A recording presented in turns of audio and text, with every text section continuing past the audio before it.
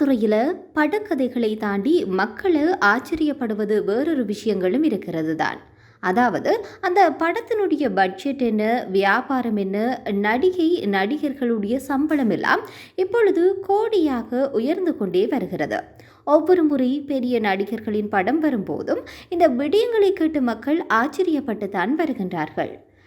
நடிகர்களுக்கு இணையாக நடிகைகளின் சம்பளமும் இன்னும் அதிகமாகவில்லை என்றாலும் அவர்களுக்கான மார்க்கெட் என்பது அதிகமாக கோடிகள் உயர்ந்து கொண்டேதான் வருகிறது. அந்த வகையில் நாம் இந்த காணொலியில் பார்க்க போகிற விடயம் என்னன்னு சொன்னால், இந்திய சினிமாவில் அதிகம் சம்பளம் வாங்கக்கூடிய நாயகி யார் என்று தான் பார்க்க போகின்றோம்.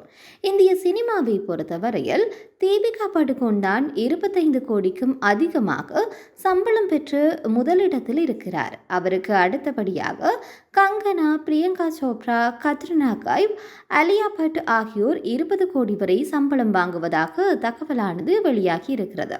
தென்னிந்திய சினிமாவை பொறுத்தவரையில் த்ரிஷா, நயன்தாரா ஆகியோர் 10 கோடி வரை தான் சம்பளம் வாங்குகின்றார்கள் என்றும் சொல்லப்படுகிறது.